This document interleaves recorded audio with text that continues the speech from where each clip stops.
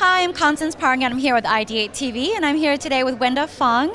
Our show is all about promoting people's passions and inspiring them to follow them. And I wanted to know what inspired you to get involved in entertainment.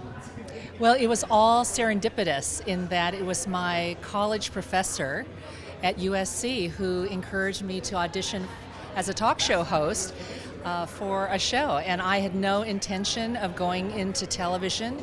It wasn't even an idea for me, and it's something that I fell in love with and pursued the rest of my life. And how did your family take that, like you pursuing a road in the entertainment industry? Well, I had an unusual mother in that she really did not dictate to any of we 5 children on what to do. And we were really allowed to follow our passion. The hardest thing for me, though, was finding out what that was. My siblings all knew exactly what they wanted to do and followed those career paths. But for me, I really didn't know what I wanted to do.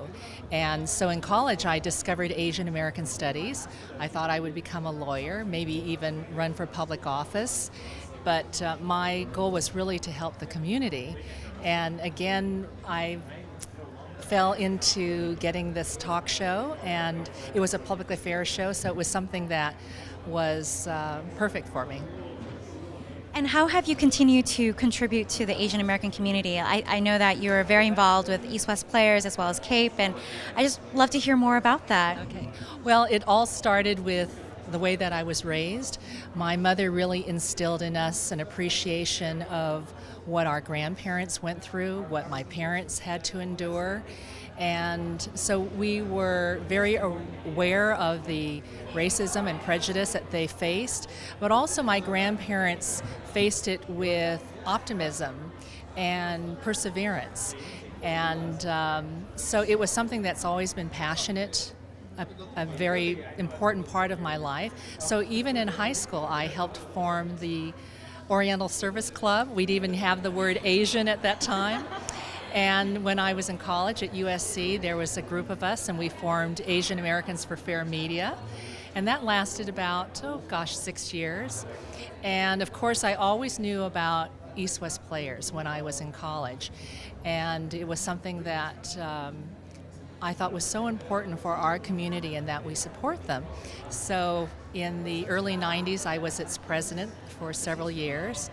And in 1991, with Fritz Friedman and Chris Lee, we co-founded CAPE, the Coalition of Asian Pacifics in Entertainment. And we're still going strong, and it's something that, as I said, is very important for me to understand what my ancestors went through, the shoulders on which I have stood.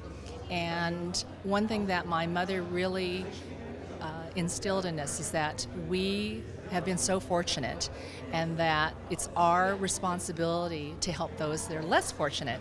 And for me, how I execute that is helping those who want to get into the entertainment industry, those of us who are, to network and to support each other.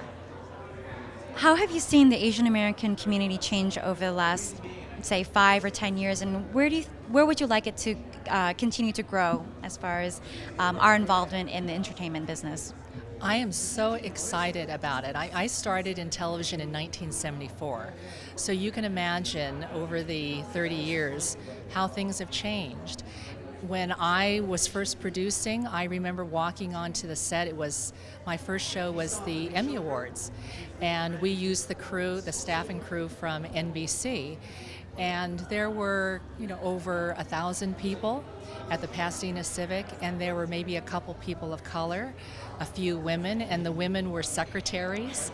So to see the growth that we have in the past 10 years, 5 years, is so exciting, because there's so many Asians who are television executives, film executives, besides writers, producers, directors, behind the cameras, camera operators, costume designers, so agents, So it's really exciting for us. It's a time that the growth has really been remarkable, because I think, particularly Asians of your generation, you can point to so many role models that it's something that you can, tell your parents there are very successful people, and it is something that, if you want to follow that passion, you should, because there are successful people.